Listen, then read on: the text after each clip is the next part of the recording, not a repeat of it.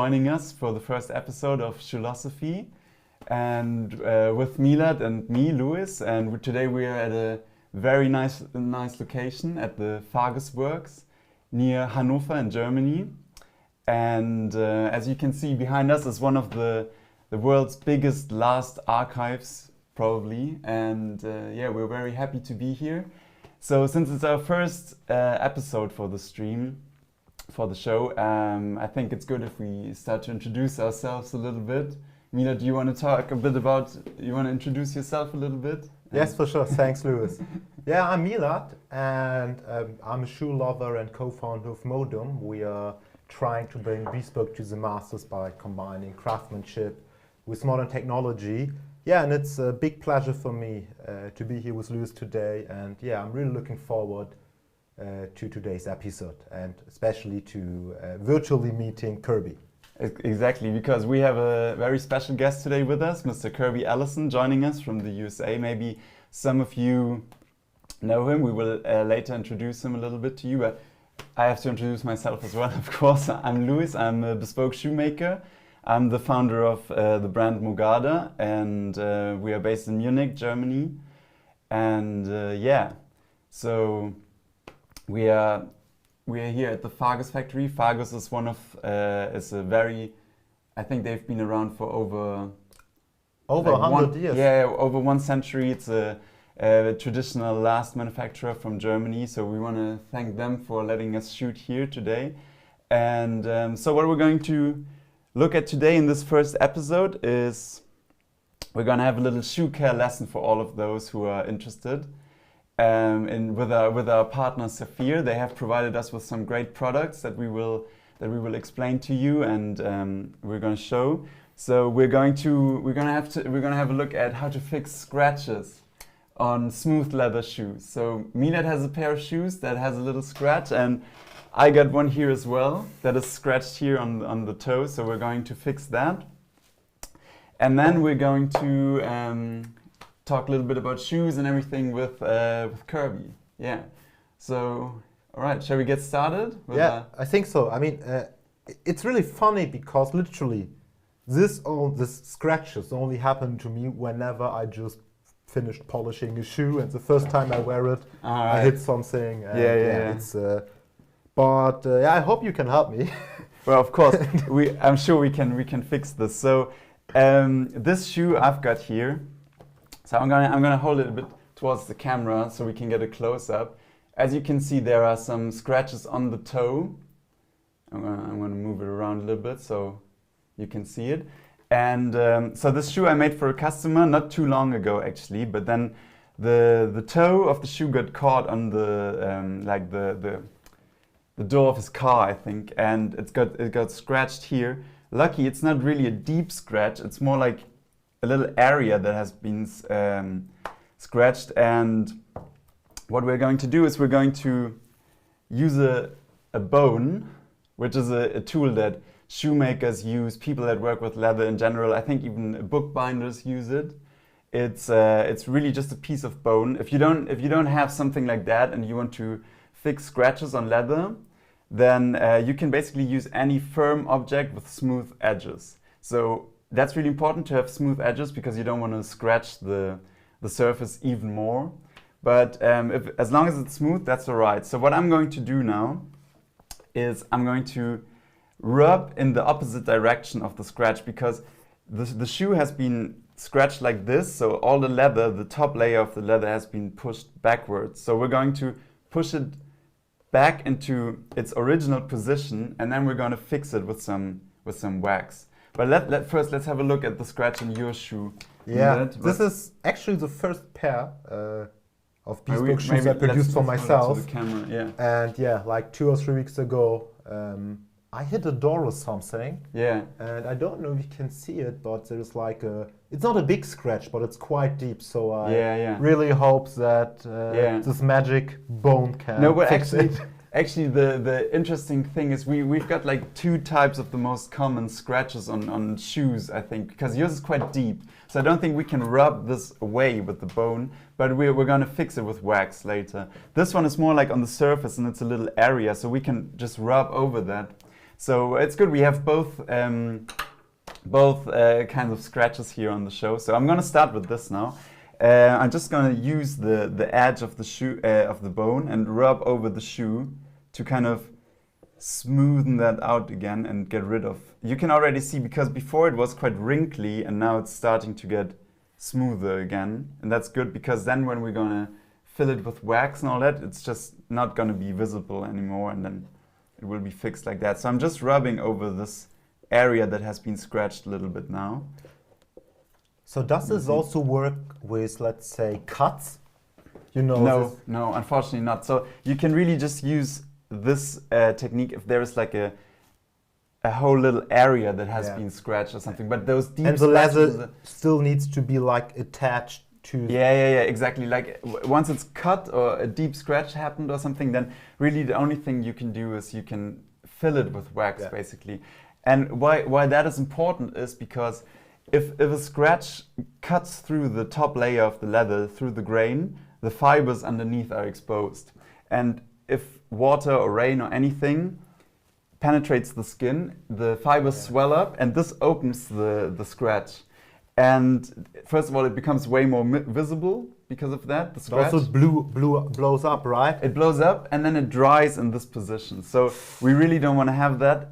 If your shoes are scratched, it's not the end of the world, but it's good to do something about it. So I'm going to rub over a little bit more and try to get rid of it. This is really fascinating. You can see that it's starting to already look a little bit better, but still we have to do something about it. And I'm going to leave it like this now. And now we can basically start with the wax and start to just polish over it. And I think for yours, you're going to need, like, you need to polish a little bit more to really get rid of the scratch, you know, because it needs to be covered completely with wax. Because for our viewers, it might be interesting that because on Instagram you can often see people that work in shoe repair or who polish shoes and all that, especially if you follow the Saphir Instagram. You can see that some people, they can really, they let scratches on shoes disappear like it's like a miracle. And you might have been thinking yourself, how can I get rid of those scratches? And today we're going to show you it's really just about covering up with wax, because like that the scratch disappears and the leather is also protected again. So yeah, let's get started, Milad. So all right, so I can directly start with wax, right? Yeah, we start. So we get two waxes here. We get the Saphir Pâte Deluxe, the classic wax polish, and we get the Saphir Mirror Gloss, another wax polish. So the Pâte Deluxe contains more soft waxes, and the Mirror Gloss contains more hard waxes. We're going to start with the Pâte Deluxe because the soft wax will help us to fill the scratches and all that, because it's softer. It basically fills it up more easily. Like a primer when you paint something. Yeah, exactly. That's also something for the people that ask like what's the perfect procedure for a mirror gloss. We will later speak about that with Kirby as well, but it's always good to start with Pâte Deluxe first and end off with the mirror gloss, because the Pâte Deluxe is softer and it fills the pores of the leather more easily as well. So it's like a primer, like a foundation or something like that. So we will start with the Pâte Deluxe as well, and we just. So I have to brush off the remaining mirror shine first, or can I directly? It's okay, because it's just additional wax basically, and it's okay. So we just start with some wax and apply it directly on the area, and you can already see that just by applying the wax, it starts to be sealed and be less visible.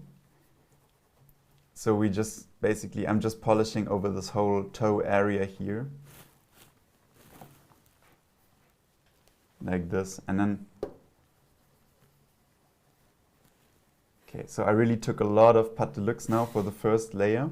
This is a completely new jar, so it's still got all the solvents in it, and it's quite like it's got a more liquid texture when you get it on your cloth, and so this takes longer to polish to a high shine because it's still got all the solvents. It's more sticky, you know.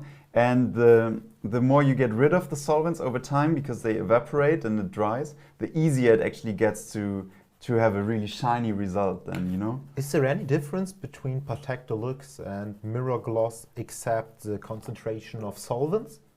No, it's not the solvents, it's the concentration of hard waxes. Ah, okay. Yeah. So the Mirror Gloss contains more hard waxes, and that's why it's a great product to finish off the mirror shine, because the harder the wax, the faster you basically get a really high shine, you know? Yeah. Yeah. But with the softer Pat Deluxe, it's easier to fill the pores, it's easier to fill cracks and scratches and all that. So it's always good to start with that, you know? But they share like the same ingredients. The difference is only the composition. And that's a good question, actually. So I know that the difference is in the concentration of hard waxes. I would assume that most of the ingredients are similar, but I don't really know the exact formula. But what I can say for sure is that the main difference is the concentration of hard waxes, yeah. Okay, so we got our first layer of Pat Deluxe on it, and you can see now that the scratches already start to disappear a little bit. So at least it's not as visible anymore because it's black. Yeah, black is a very good color for it's a great color fixing. for getting rid of scratches and all of that. It's a black leather in general, I think, is the most forgiving when it comes to fixing damages and stuff like that. Yeah. Okay, so just got to give it a little bit of time to dry. So I also got to confess that I don't really polish my own shoes like all the time. So I'm someone who really I need some time to get a mirror shine. I'm sure that Kirby is faster with getting mirror shine, but we'll talk about that later. So it might take me a little bit to completely fix it up, but I will just continue while we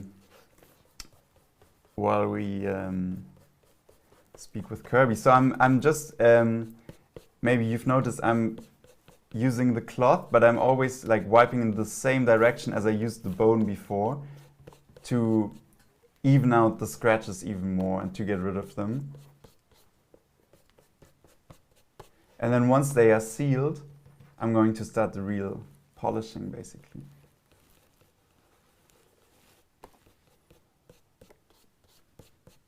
So how's your Yeah, it's slightly better, but I think it needs to dry, because when I now apply new wax, I think it's so just too, yeah. solving When you open a new tin of polish, then you really need to give it a little bit of time for the solvents to dry and all that, because otherwise it's really tricky to get a high shine. Because I think we received a lot of questions in advance to the show, and we're really thankful for that, and we will try to answer as many of them as possible today. But one of them was, what will you do when the wax gets really dry and starts to crack and all that? So the customer asked if that is a problem or anything. I actually would say it's not a problem at all. I know. I even know people who let it dry exactly out. Because when the solvents evaporate, it basically increases the concentration of wax.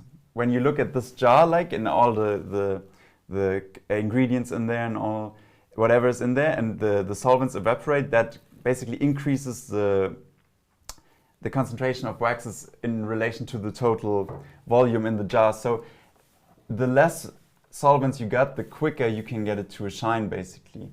But if you're not really happy with cracked wax, there's also the Saphir wax softener that you could apply. We don't have that here today, but we also don't need it because it's a completely fresh jar of polish. But yeah, so that's something you could do if you want to soften the wax again. Are there any no-goes when fixing a scratch? Because for example, I saw horrible videos, people using super glue and other stuff. Okay, wow, okay.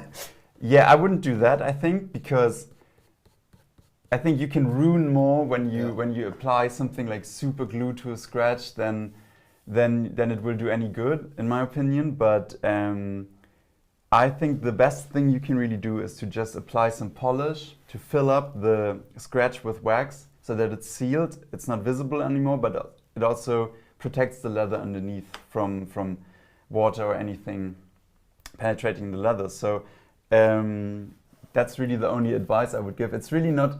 Many people think that it's the end of the world when you scratch the shoe in such a visible area like the toe, but it's really no problem at all, in my opinion. Unless it's like, of course, if it's a really deep scratch or your dog chews on the shoe or whatever, then yeah, okay, you can't do much about it. But if it's just like the kind of scratches you get in everyday wear, then that's no problem at all. You can usually fix that with some polish, yeah. I don't know if you had the same observation, but a lot of my friends have dogs. Okay. And dogs love the smell of, polished shoes.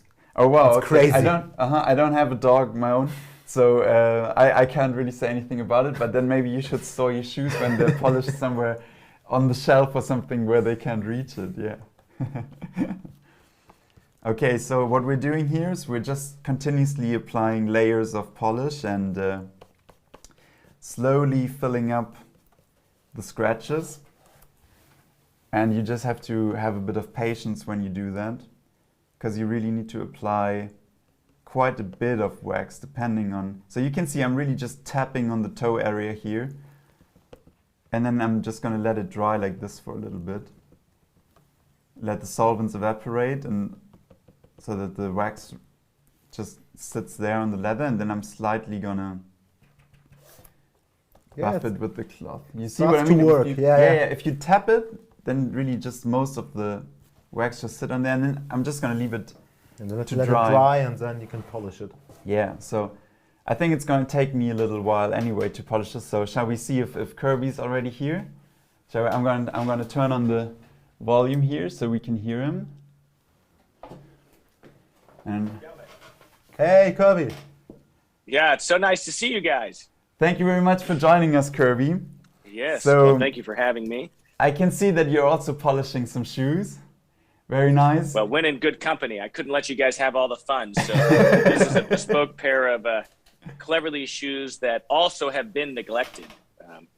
And so Very I had nice. some cracking of the mirror shine on the toe, and they just, it just kind of lost their pop, if you will. So I'm working on these today. Yeah. Very nice. Okay. So what we are doing here today is we're fixing some scratches on the leather.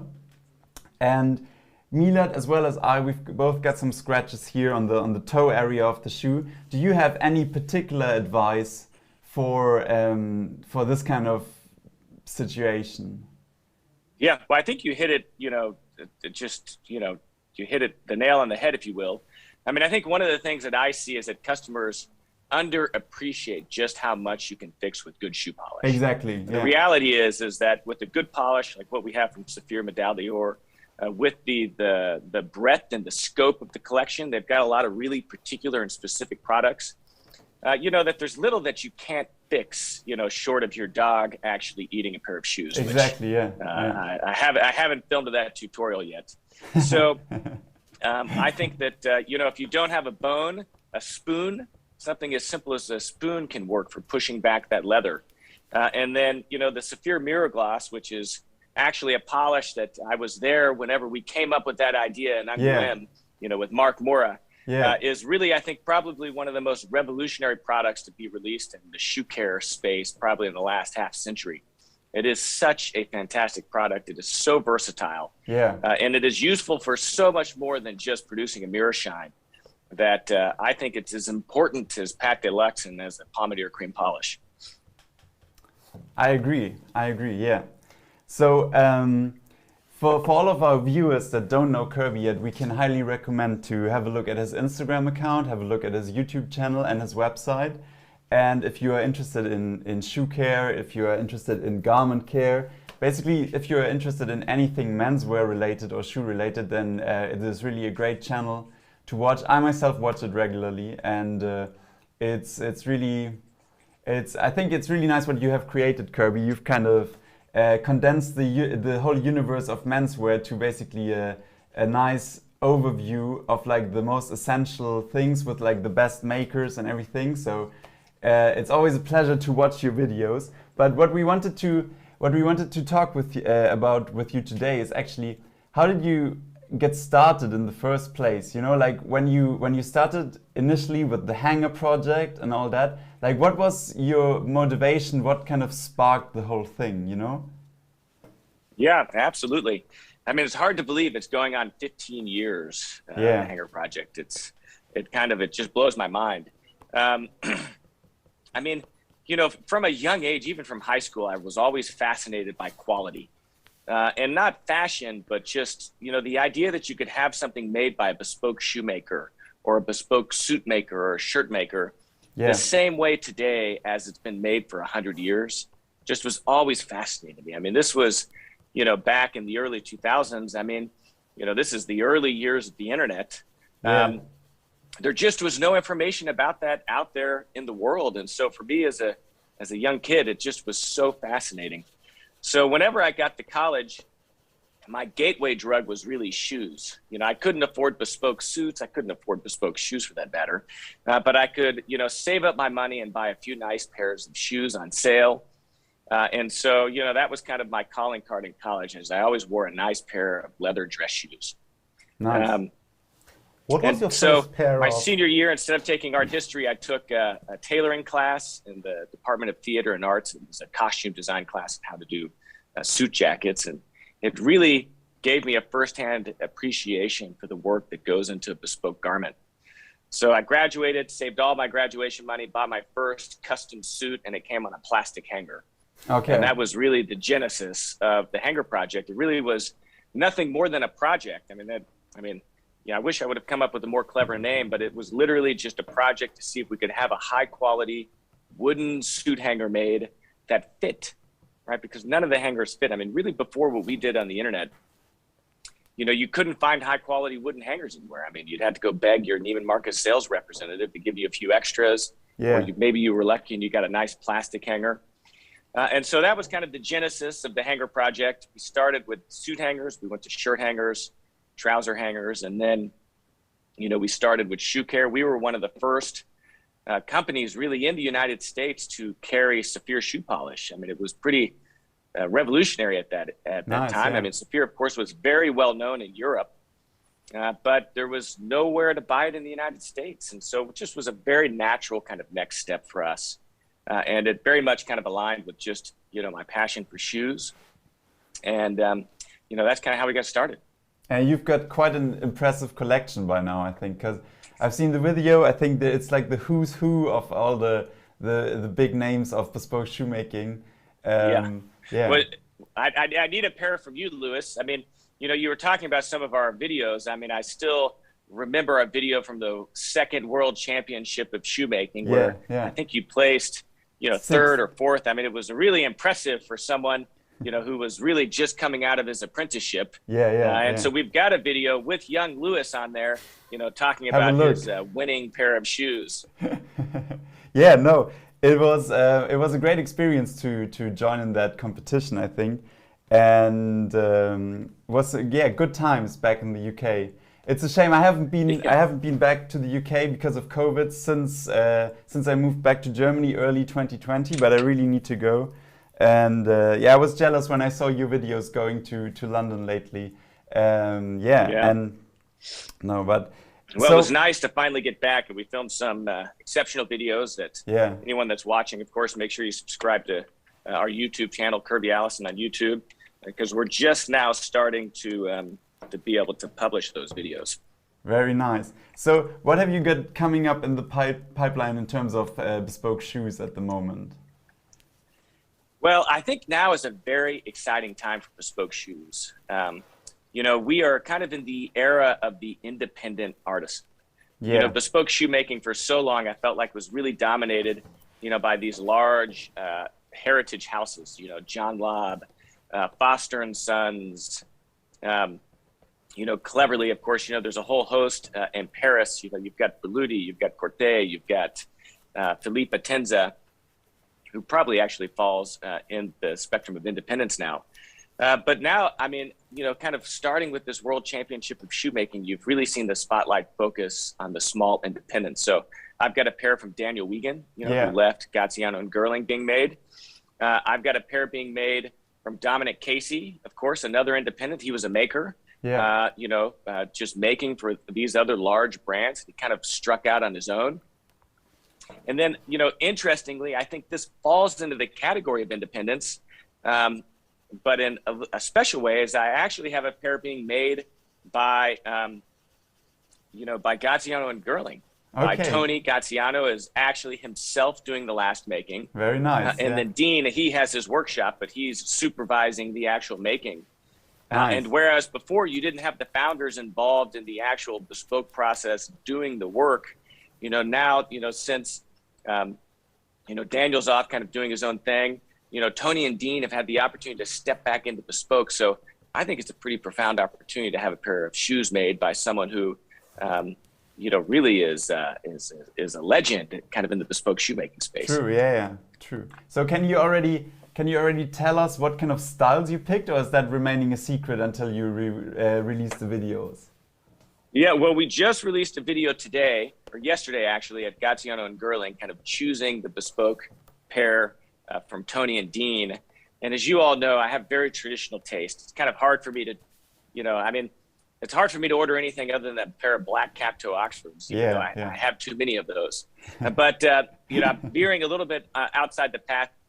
Tony and Dean actually did a pair of shoes. It was the St. James 2 for the Prince of Wales. Prince Charles. Yeah. And so it has a beautiful, deep Margot patina. And it's a, very classic conservative shoe that could be worn with black, gray. Almost anything. Yeah. And it's got, I'm kind of, sorry, I think it's got like his coat of arms as a medallion on it, hasn't it? Well, it has the Prince of Wales feathers. Exactly. Cap-toe. I remember. So I don't know if they're going to be able to pull that off for me, or if that's just something for the Prince of Wales. But it was a beautiful pair of shoes, and so I thought it would be fun to have them do something like that. Okay, it's going to have a more traditional square toe, a la what you would expect from Gaziano and Gerling. Yeah. So anyway, so that's a pair. And then I think Daniel Wiegand is going to do an Adelaide for me. Again, I don't have the bespoke Adelaides. Nice. I'm really interested in having someone make a Balmoral, which again is another beautiful kind of variation of the cap toe. And then Dominic Casey is working on a black peccary or black pigskin cap toe Oxford, which I love pigskin. This is where bespoke gets fun, is you have access to these really interesting materials that you would never find in a ready-to-wear collection. And so he did a dark brown pair of pigskin cap toe Oxfords, which I just am in love with. And so I said, you know what, let's do a black pair because I think it'd be a fun addition to my collection. Yeah, very nice. Kirby, you probably have one of the biggest shoe collections which are privately owned in the world. And we asked ourselves. I wish that were the case. Probably the largest privately, kind of shown on YouTube. You still have some time, right? To expand the collection. Well, that's what I keep telling myself. Is that I need to, COVID. I feel like I haven't had much made for 2 years, so I've got a lot of pent up, demand that I need to get in the works. Nice. And I think there is a common ground on what makes a good shoe. But for you personally, Kirby, what are the 2 or 3 things which, in your point of view, really makes a great shoe? Yeah, that's a tough question. I think one of the most important things about a beautiful shoe is the overall balance and sculpture of the last itself. Right? You could have the best made shoe in the world, but if it's not beautiful to the eye, it doesn't matter how well it's made. And so this is one of the things where you don't have to be buying bespoke. There's a lot of ready-to-wear makers out there that have absolutely beautiful designs.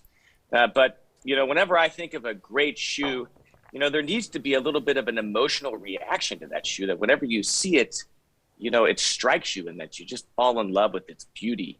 Sure. And I think that with shoes, that's one of the first things I look at. I think then, next to that, one of the things I love about shoemaking, even ready-to-wear shoes, are just all those small little hidden details that in their totality combine to, again, create something that's striking. Yeah. So it is the, the definition of the shoe, right? How much three-dimensionality, how is that arch, really, made?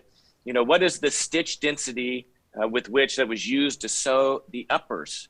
right? I mean, those small stitches, I mean, just really pull that together. It's how are the edges finished? How does that heel block, you know, really sit underneath the heel?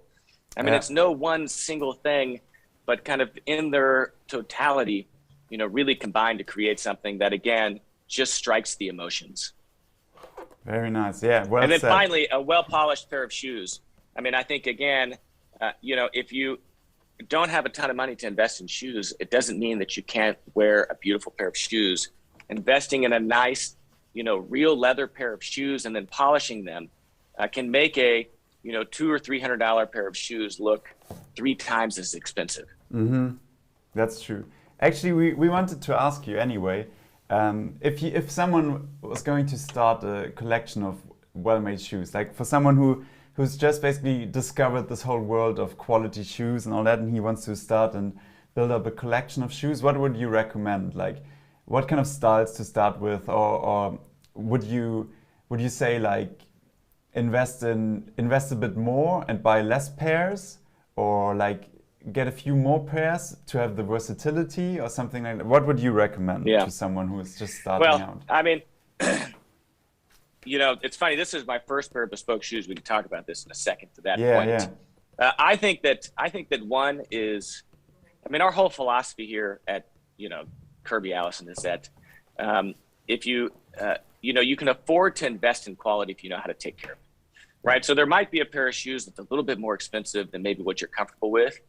But if you invest in quality and then you take care of those shoes, they actually cost less over their lifetime than a cheap pair of shoes because they'll last you 20 or 30 years. You can have them resoled, you can polish them.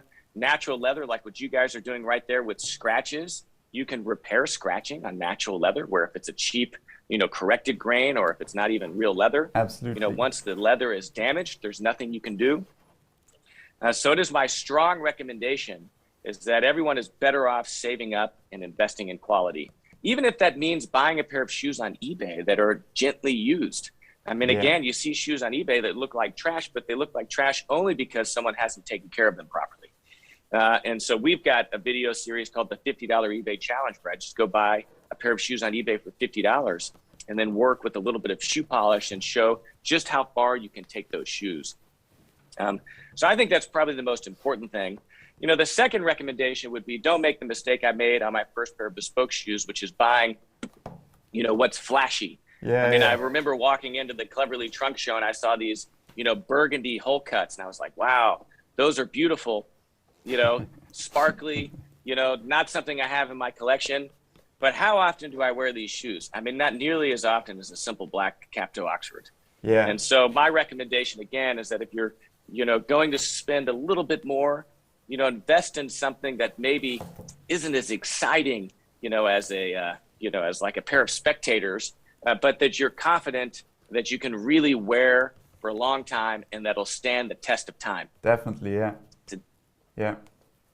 But it's funny what you said, because I hear the story hundreds of times when people buy their, let's say, first pair of bespoke shoes or their first pair of high quality welted shoes.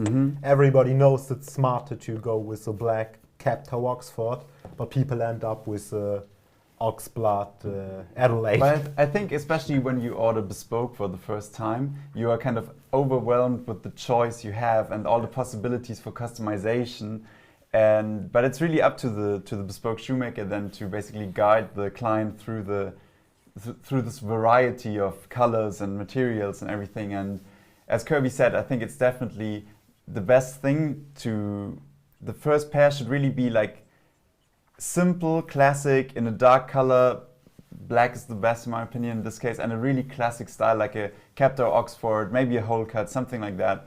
And because that really, it's so versatile, you can easily combine it with, well, like almost everything basically. Like, and so yeah, it's a great starting point, like to invest in one good pair of black shoes. And then Kirby, what would be your second pair then after black cap-toe Oxfords? Well, I think that after a black cap-toe Oxford, that's where, you know, it really is true that you kind of have to take into consideration how you dress, right? I mean, so, you know, if you're in London, right, where you're kind of in around the St. James or Mayfair area, you know, you might get a second pair of black shoes, or maybe a really dark brown pair of shoes, or maybe, a different style. Maybe you go for a casual. You know, if you're in Paris, which they wear much more brown in Paris than they do in London, you know, maybe you take that as an opportunity to, you know, invest in, you know, something that's brown again, something that's still, in my opinion, classic and conservative, but allows you kind of a whole second category of items in your wardrobe that you can wear those shoes with. Absolutely. When I started to get into shoes, I was really into how brown shoes age. Like, obviously, given that they are made of a decent quality, because brown shoes, they age really nicely. They kind of develop a patina if you polish them and all that. So it's beautiful. But actually, I noticed that black leather, high quality black leather, also ages nicely. Actually, you don't get this depth of color that develops like it does with brown shoes. But it also has a beauty to it, because I think it has more to do with the texture on black leather than with the color, because you have like if you polish them, you've got like the shinier parts on the toe, and then you've got like the shoe has developed some creases over time and all that. But I think they age just as beautifully as brown shoes, in my opinion, actually. Yeah. Yeah. By the Well, way, it's an interesting Kirby, question. Yes. Sorry, but how has your taste in shoes changed over time? Like, which colors you prefer, which kind of models or details? You know, I definitely find myself, you know, from the beginning, I probably had much more brown, much more interesting kind of varying models. You know, as I kind of went up the quality ladder to progressively more expensive shoes, I definitely got more conservative. You know, so I find myself, you know, at this stage now where probably I've got those cap toes taken care of, and I'm starting to kind of maybe veer off a little bit to slightly more interesting. But, you know, I'd say over the last several years, you know, I mean, that's a good question. I'd say one of the things that I think that has changed is, you know, again, whenever you first get in it, you're drawn towards those really exaggerated details, like really narrow waists and fiddlebacks and, you know, like interesting inking on the outsole. I find myself, you know, drawn towards a slightly more kind of classic aesthetics. You know, still a narrow waist, but not exaggerated. You know, I've had some shoes done with like 16 stitches per inches on the outsole, right, which is a really high, you know, SPI. I find myself drawn towards, you know, maybe kind of 12 now, because there's a little bit more visual kind of register to that. It doesn't disappear. Yeah. So, I don't know, nothing too dramatic, but certainly small changes, I suppose. Yeah. It's funny because when I started to learn bespoke shoemaking in the UK, so for our viewers, it might be interesting to know that I was trained at Graziano Girling, the company that Kirby was just speaking about, with Tony Graziano and Dean Girling being the heads of the company. But back then, Daniel Wiegand, he was the head of the bespoke department, and he was my teacher. And when I started to learn bespoke shoemaking there, you had to make a pair of shoes for yourself in the evenings just to train the craft, so you could then eventually, after some time, work on customer shoes. And when I got there, I was first of all, I was super happy to work with all these amazing craftsmen and to learn from them, but I was also really into sharp toe shapes, like chisel toes and all that. So the last that I made for myself, they had really sharp chisel toe, because I thought that was like the coolest you could have.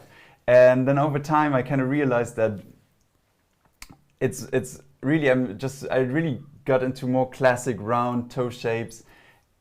Also because of the comfort, you know, like you can still make a comfortable shoe with a chisel toe, but it's easier to have a comfortable shoe if you give like a classic round toe shape to it or something like that. And it's also, for me, it's something that my eye just doesn't get tired of. Still, there is beautiful chisel toe shapes and all that you have on some shoes, and it's also something you should have in your collection if you're into shoes, in my opinion. But I'm starting to get really like fond of classic round toe shapes.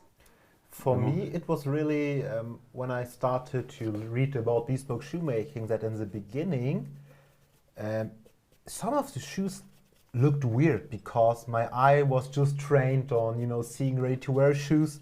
And then the first time I saw a very narrow waist, you know, tapel heel, the fudging, I was like, okay, that looks weird. Okay. and I think my taste in shoes have massively changed over the past Yeah. years. And yeah, I got more used to this fine details. It's a quite distinct style, that bespoke shoes, like the hand. You can see it. Exactly, and you really get into it, and then once you see it, you can't live without it anymore. You know. couldn't be well said. It couldn't be Yeah. true. Yeah, I mean, I think that's a great point. I mean, with the toe shapes again, your eyes naturally gravitates towards what's striking and what stands out, and that's those really sharp toe shapes. And all the shoes that I've had Dominic Casey make for me have a really kind of soft round toe. Now, it's not your grandfather's round toe shape that's huge, but there's a certain elegance and balance to that. Exactly. Yeah. That is something I feel like I could live with forever. Exactly. Yeah. Okay, so I think it's time. It's time for a quiz time. Yes. So Kirby, when we started to work on this live stream, we wanted to add, some entertainment, and so what we've prepared is a quiz which consists out of 3 games, and each of these quizzes is around shoes and shoemaking, and at the end of this game session, we will count all your points, and from that on we will have a leaderboard. And I'm excited to see how long it will take until someone just comes in the near of Kirby. We will see. We will see. I'm going to set a low bar. All right. So, our first game is called Shoe Spotting, and it's quite easy.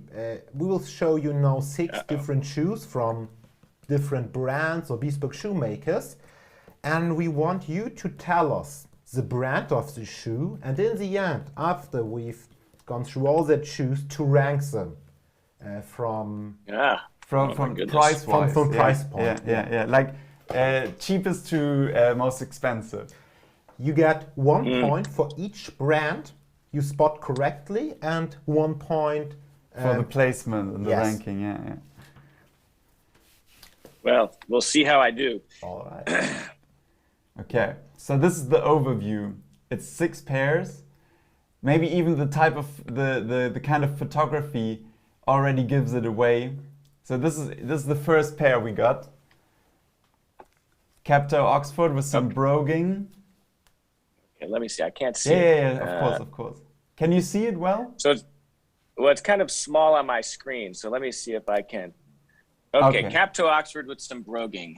Some broguing. It's very small. It's a beautiful pair of shoes.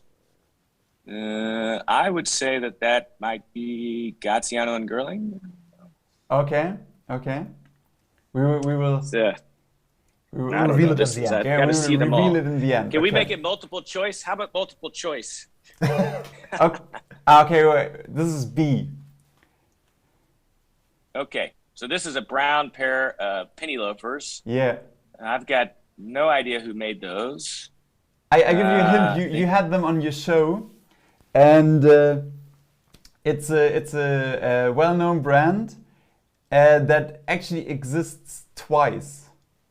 Oh, I know who those are. That's John Lobb. Yeah. So those are their famous. Those are the famous. What are the Lopez? Exactly. The Lopez. Yeah. Exactly. And you can tell with the very interesting kind of ovular penny strap cut out on the penny strap. Exactly. And it's a very interesting story. I think that is a great example of Lobb leveraging their bespoke heritage to their ready-to-wear line, because it was actually a South American customer that requested that the Parisian workshop make those. And then I guess they liked him so much they named the shoe after him and did it ready to wear. I wonder if he gets some type of royalty on that. Yeah. But I mean, it's like there is some similar stories like that. Like you have like those loafers you have from Cleverly's, the D-Reedy ones. It's like it's quite a similar story, isn't it? Well, I mean, similar story in that it was the Baron de Reedy who, had those designed as a bespoke style, and then now it's a staple of their whole collection. Yeah. All right. Okay. Next image. C.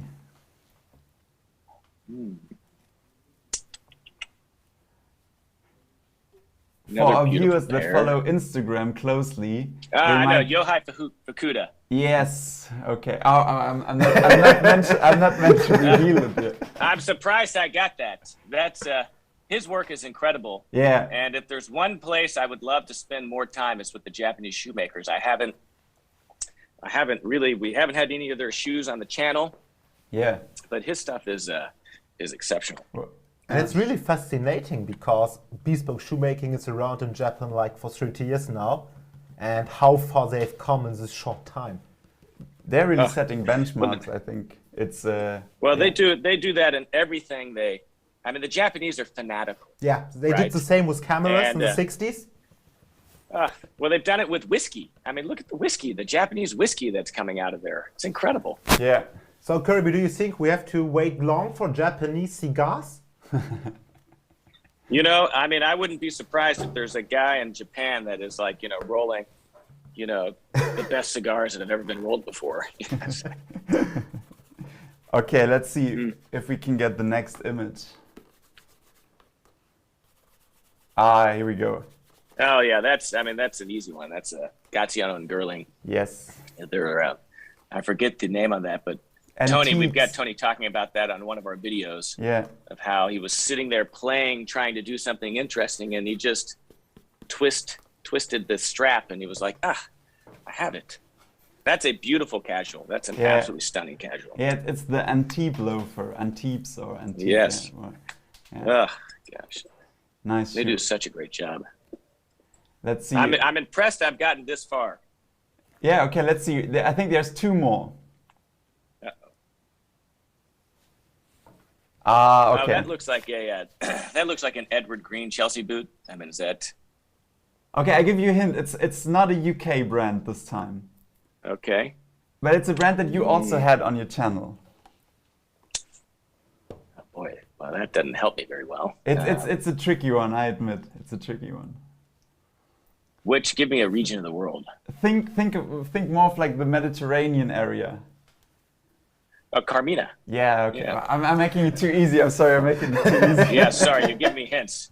That is, Carmina, I'm a big fan of Carmina because I think that from a value perspective, they're exceptionally well valued, or exceptional high value. I agree, I always say that someone that's interested in getting into high quality leather shoes, if you were considering Allen Edmonds, to maybe spend $100 extra and get a pair of Carminas. Mm-hmm.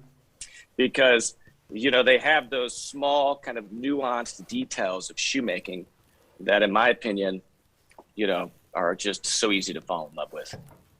I agree, yeah. All right. Take a look at the next one. Last one, yeah.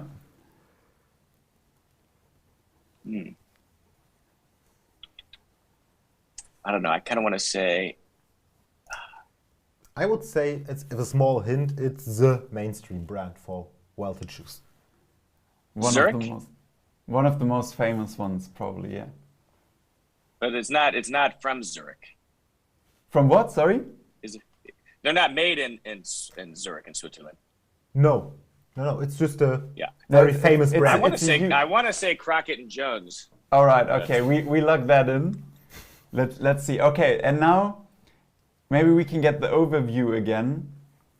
So after you guessed on the brands, let's see like how you would rank them price wise. Maybe that's interesting for our viewers as well to see like how they. Yeah. Well, so Yohei Fukuda probably would be up there near the top, and then I would go with. There we go.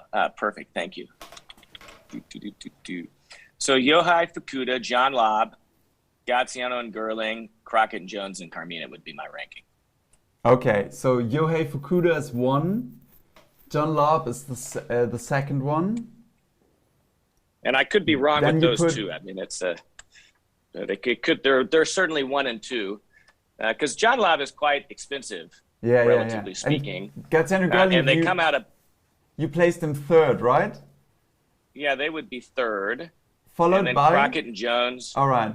Crockett and then Carmina. Okay. So Gaziano and Gerling is third, and then Crockett and Jones is fourth, and Carmina is fifth in this place. Okay, all right. So let's see. We have to. Wait, do we have a drum roll? Let's reveal it. Let's see. George Cleverly. Yeah, I missed that. Yeah, but other John than that, Lobb, Carmina, Yohai Fukuda. What about the ranking? Is Yeah, it that's- the A, B? the numbers before the brand, that's the ranking. So Yohei Fukuda is the most One, expensive brand, followed by Gaziano Girling in this case. Then John Lobb. Obviously, it's also depending on the style shown in the picture, you know. And then George Cleverly, then Crockett and Jones, and then finished off with Carmina. Yeah. So I think you did nice. pretty good, Kirby. 11 out of 12 points. Well. But the next I game take it is to the generosity of my hosts. yeah, but for You. the next game, I'm not sure if you can count on Okay, Louis' so generosity. the next game is a really cool one, I think, because so Milad, they have access to a really good microscope where they have their office. And what we did is we took some shots of shoe parts. It's not a whole shoe, it's parts of a shoe from through a microscope. And so you can see the first image there. We will then like zoom out step by step with all the different images, and you have to guess what part of a shoe this is. And you can request a picture with a lower magnification. Yeah, we can zoom out for you. But It you will costs start points. with 4 points, and for every step we zoom out, you get 1 point less. Yeah, sorry, that's the game.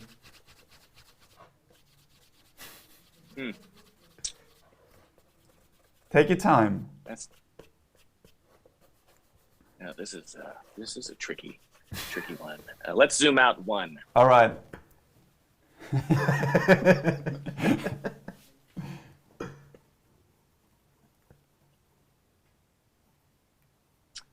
Is it a rubber outsole?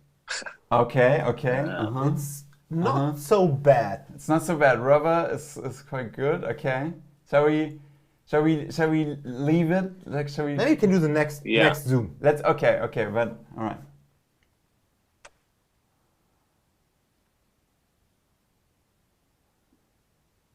So that bottom left corner is maybe giving an extra hint. But rubber really wasn't so bad.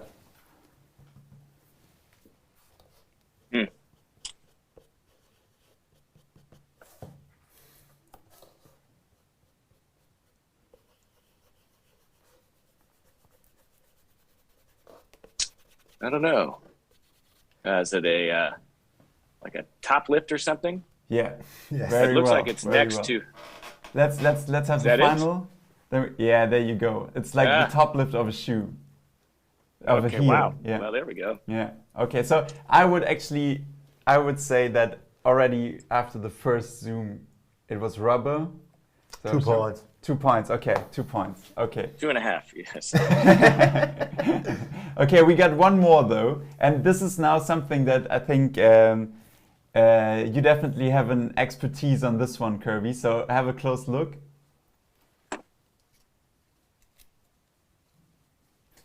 Leaning into the phone. Kind of have what I think it is. Let's zoom out once. All right. Let's take one step.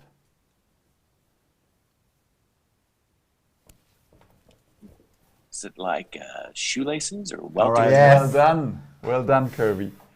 Great. Yeah, there Look you at go. that. So that's It's how many interesting points? to- 3 points for Yeah. that. Okay, so 5 points in total. 6 What type of magnification is that? That's pretty amazing. Yeah, it's amazing, isn't it? What kind of 1,000 times. Wow. Okay, 1,000 times. I mean, It's really What are the funny chances? because when we prepared that game, at some point we were like, everything looks the same at this magnification. sure. I mean, yeah. I'd love to see. Do you have anything with like upper leather? With the, Yes, the I grain can send it by structure? email to you. We have. We would show it in future episodes. Yeah. I mean, you know, like. Yeah. But we can give you a preview, Kirby. We can send you later if you want. It's Yeah, really that would be fascinating. interesting to see.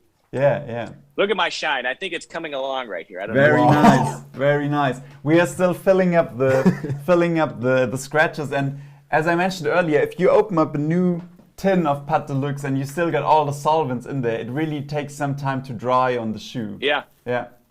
So if you allow me, let me give you just an interesting kind of story. Please, on yeah. the mirror glass. So, you know, if you speak to a lot of people that are glassage artists, you know, they do exactly what you say, where they prefer to leave the tin, a new tin of Pat Deluxe open, Yeah. for the solvents to evaporate, right? And it's the evaporation of those solvents that create that higher concentration of hard waxes.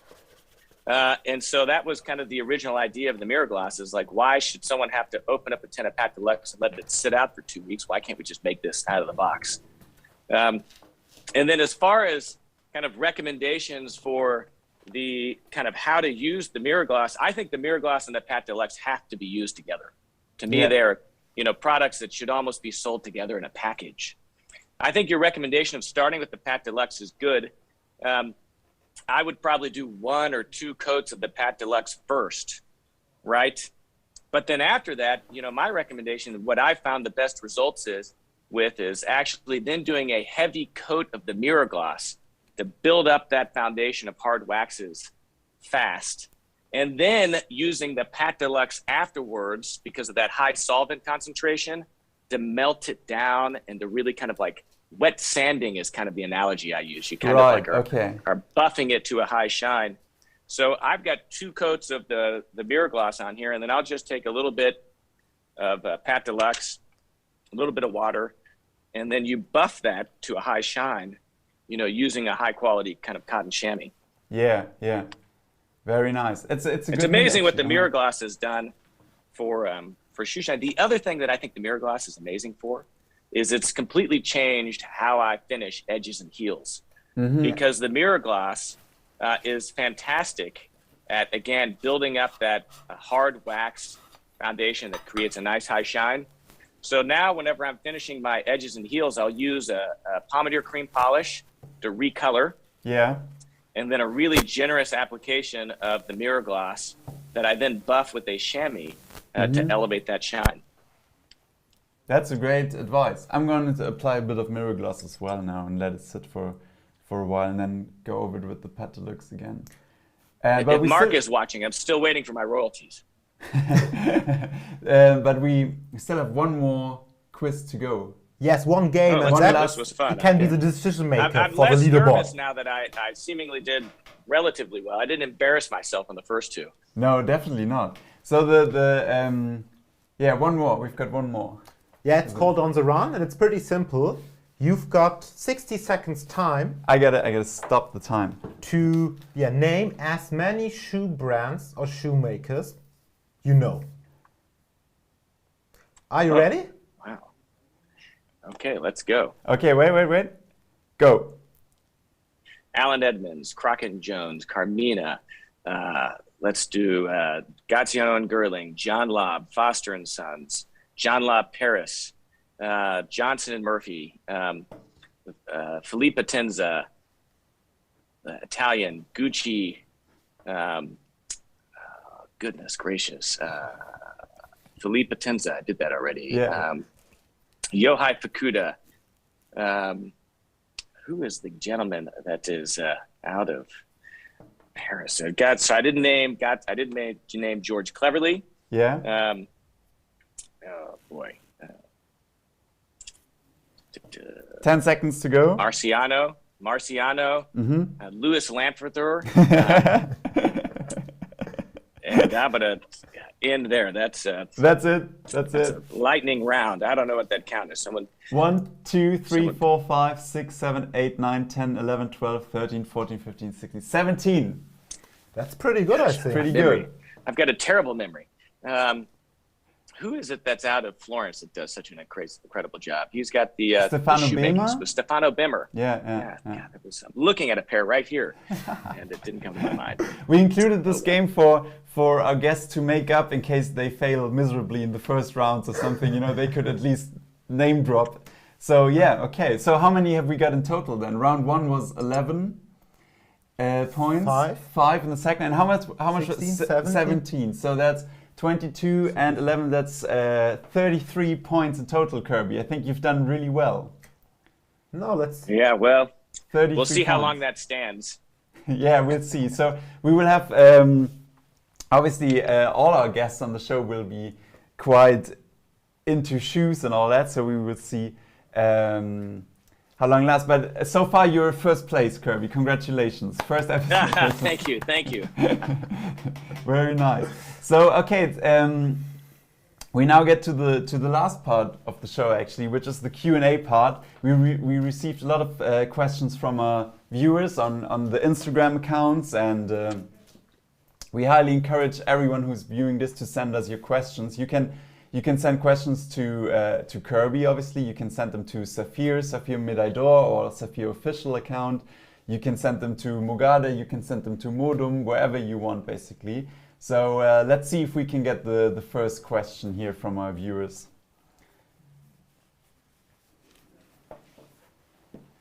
This one is at Kirby. Okay, so at Kirby, this one is for you. How can I prevent damaging my shoes when I am traveling and I can't let the shoes rest for 48 hours? Well, I've got a great suggestion for that. I mean, I think one of the most important things that you can do when traveling with shoes that you can't allow to rest is to simply take your shoe trees. So at night, whenever you take your shoes off, is to reinsert the shoe trees, relace them, like retie the laces, and allow them to rest with the shoe trees inserted. I mean, I think shoe trees are one of the most important accessories that you can buy to really extending the lifetime of a pair of shoes. So that would be my first recommendation. The second one would be, just take a simple horsehair brush and, just buff your shoes at the end of the night. You don't even need to use polish, to be quite honest. One of the things I like about the Saphir shoe polish is it has such a high quality wax that it persists. So oftentimes just rebuffing the shoes helps renew the shine of the waxes that's already on the leather. And so, you don't have to make it any more difficult than that. Definitely. Okay, yeah, very good advice. So shoe trees are the key basically when traveling, yeah. I mean, especially if you can get hold of some more lightweight shoe trees, like the hollowed out ones or something like that, that's really nice to travel. It's often a luxury that you get with bespoke shoes, but there is also some shoe trees you can buy that are made of lighter we've got wood. some plastic travel shoe trees that... Exactly, or plastic, yeah. Okay, this one's for me. How often should I shine my shoes? Okay, well, I would say it really depends on how much you wear the shoe. So if you wear if it's like your go-to shoe and you wear them like every second day or something, then I would shine them on the weekend. But I wouldn't only shine the shoe. I would also apply something like the Renovateur cream to really condition the leather and hydrate it, because a lot of people, they focus on getting a high shine on the leather, but in my opinion, it's just as important to keep the leather nourished and conditioned, and to prevent cracks and all that over time. So I would say if it's a shoe that you wear a lot, once a week, and if it's a shoe that you don't wear that often, maybe once a month or something like that. Kirby, would you agree with me on this one? Yeah, I mean, I think that's another question we get all the time. And I think the short answer is polish them as often as they look like they need to be polished. Exactly, yeah. Right. True. I mean, that's the rule of thumb. And, I think we're all guilty of procrastinating. And I find that, again, just with as little as 5 minutes in a cream polish, you can, make a big difference in how those shoes look. Yeah. And so I've never, even to this day, with as many pairs of shoes as I've shined, I'm always left after I shine them thinking, gosh, I wish I would have done this earlier.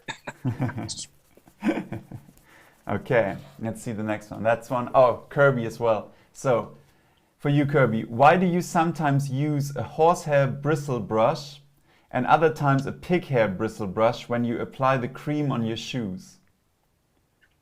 Well, pig bristle is stiffer than horsehair, right? So, if I'm trying to get a little bit of a stronger clean, right, I'll use a pig bristle brush. Or if it is a textured leather like a pebble grain or hatch grain, you really need that stiffer bristle to kind of get into the texture of the leather itself. So that's probably the short answer there. Okay. Mila, this one's for you. Yeah. I want to start a career in the shoe industry. Do you have any tips? Maybe Lewis is a better person to answer this question.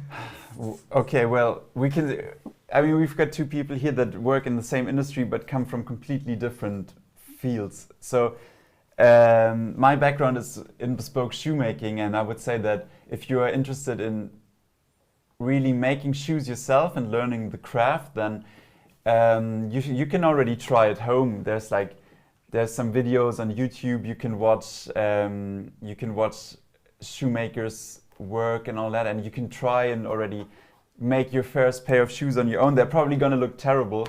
My first shoes that I made, they looked terrible as well, but I was super proud of them and I wore them all the time. And then if you have basically done it a few times, you can maybe try to get an internship somewhere at a good shoemaker, or maybe try to get an apprenticeship. I think that's really the key. If you want to get into bespoke shoemaking, you have to apprentice at a good workshop. And yeah, when you want to go into let's say shoe industry, like working at a big shoe brand, then there's different ways. Yeah, I think as everywhere, internships are a great opportunity, especially if you're starting to get started. However, I think the biggest challenge is to get in touch with those people. And what I can hardly recommend is to go to exhibitions. There is like a very big shoe exhibition in Germany. There's a Line Pelle in Italy. And there you will meet all the people, the guys working at the shoe companies, and or the Super Trunk Show, for example, in London, which is organized by Jasper, which also would be a great opportunity. Exactly, the Super Trunk Show in London that has been postponed, unfortunately, due to COVID a few times now. But it hopefully will take place next year. I believe in May. I have to check that again. But have a look at Shoegazing blog for all that. And that's a great place to get in touch with people from the shoe industry, also from the bespoke shoemaking field and all that. But no, what I was just going to say is, if you want to get into bespoke shoemaking and if you want to get an apprenticeship, I think it's useful if you've already done like your first steps on your own or somewhere, because then you can go to a company, to a workshop, and you can show them, okay, I can already help you with some stuff, because in the beginning, if a company takes on an apprentice, then it's usually costing the company a lot of time, a lot of well, time, mostly money, bit of money, mostly time to train someone. Money. Yeah. So where are the bespoke shoemaking schools? I mean, Stefano Bimmer has one. You know, Francis Waplinger went to another one in Florence. Where are the other schools that exist that, you know, someone like what you said, you know, wants to first learn the basics so that they have something to even offer as an apprentice? Where would they go?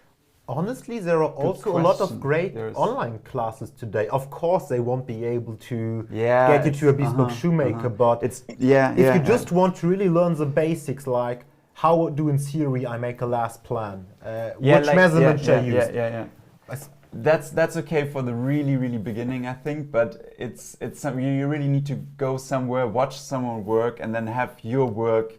Then you need to get feedback on your work from. So it's funny. I only know, well, there's Stefano Bema. I know that Dominic Casey, he's also a teacher at Last Maker House, which is a school for making lasts.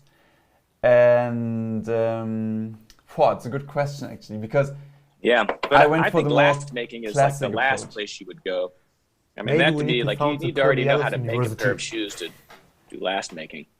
Sorry, Kirby, I didn't get the last bit, sorry. Well, I mean, Dominic's got a great school on last making, but it's kind of my opinion that you need to know how to make a pair of shoes already before you even touch last making. So I think there isn't really that many schools in this for this matter. I would really try to maybe get an internship for like a few weeks, just sit there, watch them work, try it at home myself, maybe try it there, and then once you can show something, then try to get a proper apprenticeship. I think that's really the key to get into bespoke shoemaking. It all depends on who you like, who trains you, where you work, and from who you learn. And Right. Okay, well, there's the next question already for Kirby. How can I achieve a mirror shine on shoes with a punch medallion or broguing? Broguing, yeah, okay. Yeah. Well, I mean, here we are right here. Yeah. I mean, this has broguing. I think that you can absolutely achieve a mirror shine on a pair of shoes with broguing. You just have to kind of let go of the idea that you're going to fill the actual punches with wax. Yeah, They're yeah, going to of be course. filled with wax, and you just kind of have to let that not bother you. I mean, you can't pick it out a little bit using a toothpick or something after you're done and then re-shine, but you know, you can do it. You just have to, you know, not be too attached to the idea that you're going to have a little bit of waxes filling the holes. But like on this pair of shoes right here, I don't know if you can see that. I mean, even though the broguing has been filled with waxes, you can still see the broguing design. Yeah. True. And even as you said, if you fill the broguing or the medaillon, it's no problem. You can just get the wax out with toothpicks or whatever. Yeah, yeah. Okay. Let's see the next one. Oh, that's for Kirby again. Okay. If you live in a high rain area, what can you do to protect your shoes? And does the treatment go before the polish or after? All right. Okay, that's a good one. Yeah. I mean, that's a tough question. I mean, I think that the best thing you can do if you live in an area that's got snow or rain is to have some rainy day shoes that have rubber outsoles. I mean, you have to have rubber. You could probably get away with leather outsoles, but rubber would probably be ideal. I think that, you know, having your shoes well shined, I mean, the waxes help provide a degree of protection. And then Saphir does have, you know, the Super Invulner, which is a waterproofing spray that's also quite useful. Let's see. Yeah. And that you can spray that stuff on anything. I mean, you can do smooth leather, you can do suede, you can do textile. And so you would apply that after you've shined your shoes. I've never tried it on a pair of polished calfskin shoes because I'd soon rather just not wear nice shoes in rain. Yeah, yeah. But you could certainly get away with it. Yeah. But I would say that always apply the Super Invulner spray last. Wouldn't you agree? Like after all the polish, everything has been absolutely applied. Yeah, yeah. Because that's actually a question. Because the solvents will take it off. I mean, yeah, exactly. It's a question that we often get on the Saphir Instagram when you should, like, when's the right time to apply Super Invulner on smooth leather shoes? Because obviously it's a product that is mainly used for suede or textile shoes or anything like that. But if you want to apply it as like an extra layer of protection on smooth leather, then always apply it last. Let it dry and then the shoes are ready to go. Like never apply polish after the Super Invulner because, as Kirby said, you just strip it off again with all the solvents on it. Yeah. Yeah. Okay. And then if your shoes get wet, just brush them off as soon as you get home. Yeah, yeah. And if you want to wear shoes with leather soles in the rain, then you can use the. I'm ruining the decoration. You can use the Sole Guard oil, which is it's a great product to protect leather soles, to basically get more life out of them. But just if it's raining, just try to avoid leather soles on shoes and to wear shoes like that. Yeah. All right, next question. Let's have a look. For Milad. That's no, wait. That's that one we already had in the beginning. Ah, yeah. Kirby, we already answered that one, so we can skip this one. Which recommendation? Yeah, okay, that's for me. I want to clean my shoes, but I find the Renomad too strong. What can I do? Yeah, okay, that's also one we often get on Saphir because some leathers, especially leathers of cheaper quality, their finish can come off easily when you apply a cleaning product. And the Renomad is quite a strong cleaner that can get rid of stains and everything, but if it's a cheaper leather, then it can also strip off the finish. And in some cases, you don't even need to clean the shoe with such a strong cleaner. And there's actually one product from Saphir that is, since I started working for them, I really discovered, and it's this one. I'm gonna show it to our viewers. It is the cleanser, and it's a softer cleaner, and it basically doesn't strip off all the waxes, especially if you are someone who's into building up a mirror shine on your shoes or something like that, and you don't want to strip the entire wax all the time, then I can really recommend the cleanser because it's a softer, more gentle cleaner that only strips off the top layer of wax or any dirt that has accumulated there. and like that you can also build up a mirror shine more easily and quicker again after that. So have a look at this product if you find that the Nomad too strong. Yeah. All right. Another thing to keep in mind also is that Yeah. a simple cream or even a neutral wax polish, because of the solvent concentrations, provides gentle cleaning. Exactly. Yeah. Next question, Kirby, is for you. What is the type of shoe trees which is better? Cheddar wood or classic ones like beech?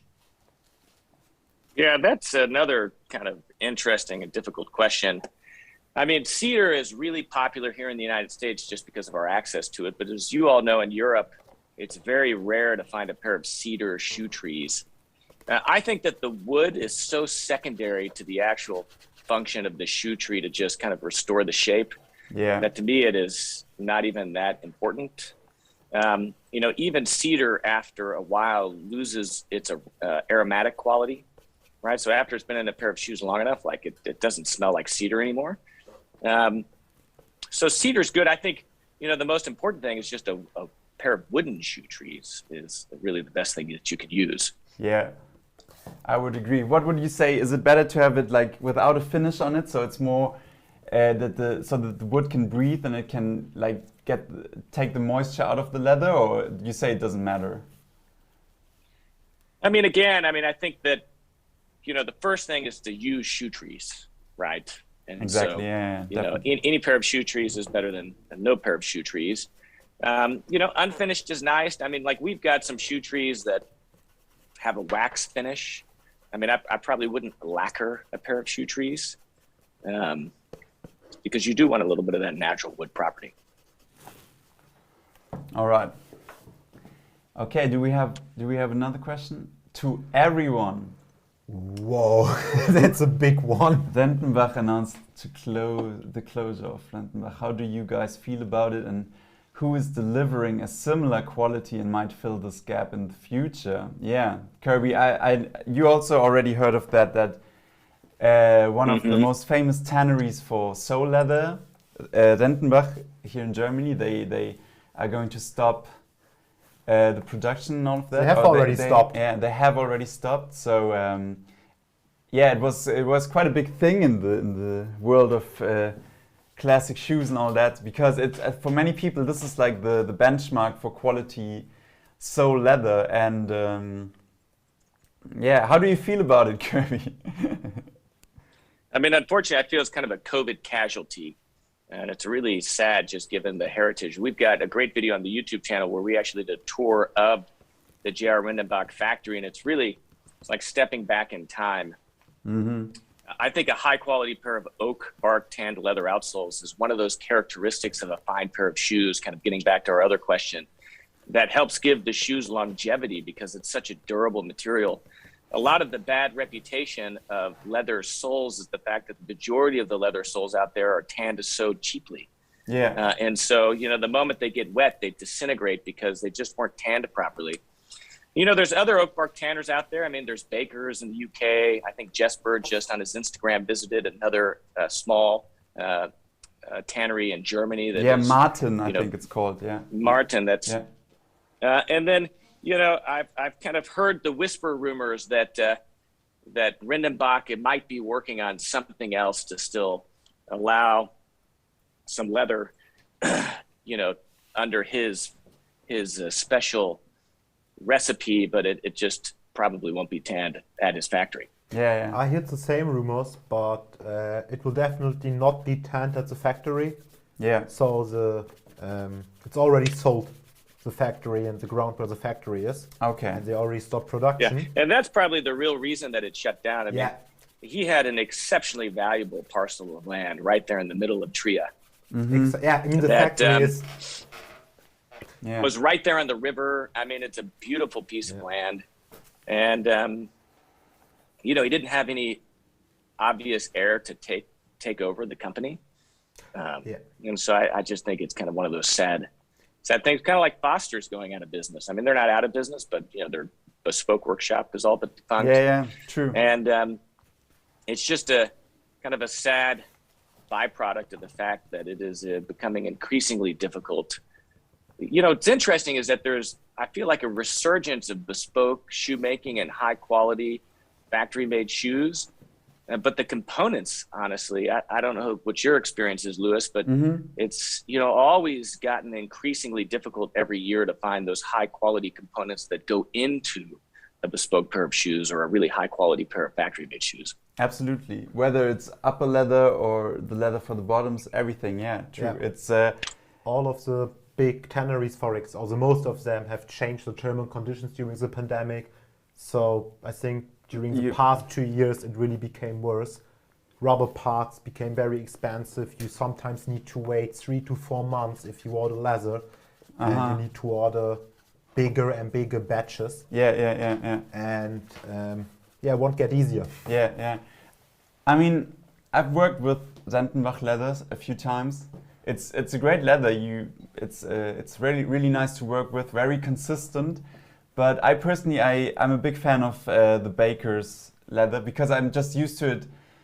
Because we used to work with it at Graziano Girling, and so I still work with that leather. But I'm also curious to try out some other tanneries. There's one in France that I forgot the name now. Bastion. Okay, and like you said, Kirby, on Shoegazing blog, Jesper visited Tannery Martin, so I'm going to have a look at that as well. I really didn't have them on the scope so far, to be honest. I was more like focused on Dentenbach and Bakers, and we'll see. But I mean, it doesn't get easier with like suppliers closing down, of course. Like everyone wants to have like the best quality materials, and so it doesn't get easier, but we will see. Yeah, we will see. All right, is there another question? What is best practice for polishing a highly patinated shoe? Okay, I think first we have to differentiate if it's like patina in the like as patina that develops over time, or patina as in a patina artist painted a shoe. You know what I mean? I think the customer means a shoe that has developed a patina over time. In this case. I mean, we can answer for both ways. I mean, I think that actually, if a shoe has developed a patina over time, then it has developed this patina because you took care of it, and because you have polished it, and because you made sure that the leather is in a good condition and all that. So you should basically just continue what you did. In this case, I would say, if it's a shoe that has been painted, which is patina, as in the definition that a patina artist painted the shoe, which is actually something that we are going to have something interesting coming up at Saphir soon. So keep that in mind. But I think that as long as you don't start to apply strong solvents to the shoe, that the paint is not gonna come off. I mean, the Saphir Teinture Française, the leather dye that all of the I don't know any patina artist that doesn't use this leather dye, to be honest. There might be some others, but it's really a strong dye that creates a lasting coloration on the leather, and it really doesn't come off unless you apply special solvents like Decapant from Saphir and these products that are meant to strip off the dye, but you shouldn't worry too much about that. Like just proceed with your normal Shoecare routine in this case. Or Kirby, what would you say? It's a tricky one to answer. Well, I would just add one thing, and that is, if a patina has been done properly, it's been done with an alcohol-based leather dye, like the Tincture Française. Yeah. And that is,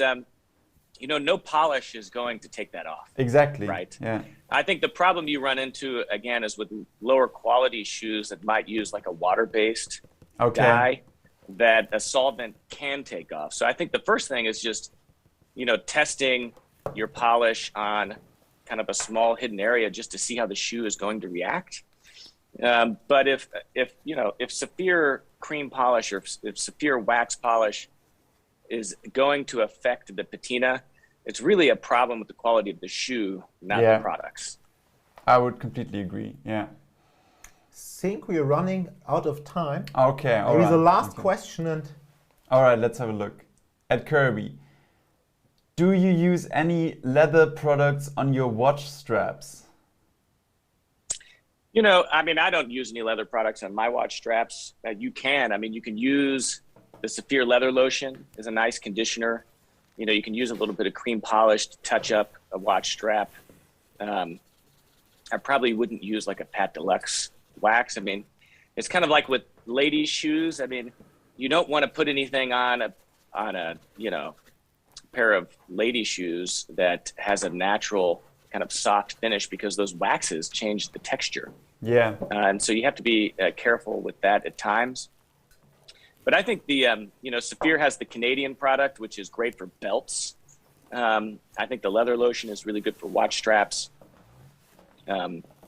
So yeah, that would be my recommendation. Yeah, I agree. Okay, so I think we have to, that's it with the Q&A part, I think. So let's have a look. We could go on forever. I mean, there's so many good questions. Yeah, exactly. So I think we are at the end of the first episode. We're at the end of the first episode. Yeah. Thank you very much, for joining us. For joining us. Thank you very much, Kirby, for being our very first guest. It was a big pleasure speaking with you today, and I hope we will have you soon again here, maybe sometime even in person. Yeah. That would be really nice. Yeah, we can see. Yeah. Well, once we can all travel, I appreciate the time. I've got these shoes ready for the day. And yeah, all I need to do is throw some laces in them, and I'm good to go. Very nice. Will you? I'm sure you will attend the Super Trunk Show next year. Absolutely, in we'll be there. Very nice. So we'll see you there then. And we also want to thank our team for helping us create the stream. We want to thank Fargus for providing the amazing location. And we want to thank Saphir, of course, for providing those amazing products to us. And yeah, I think we're looking forward to the next episode. We will announce soon who will be the guests for the next episode and when it will take place. And that's it for now. We mustn't forget that.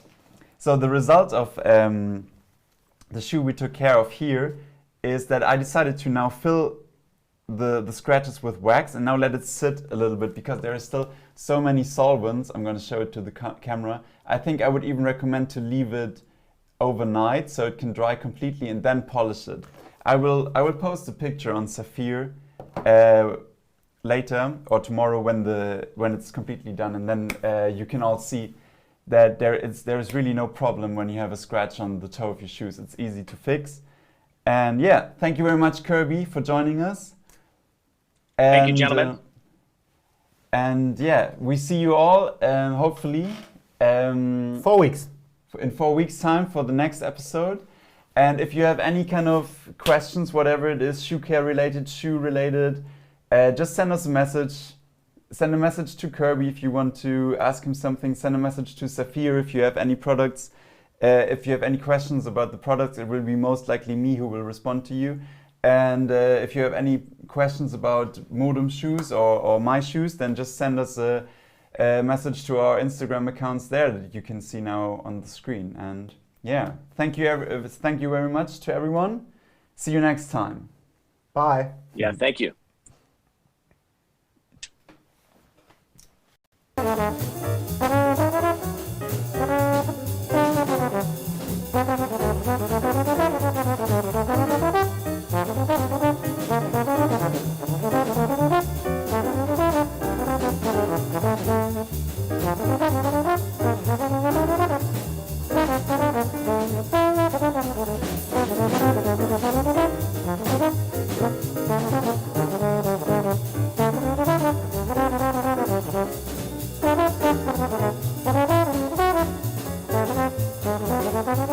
Thank you.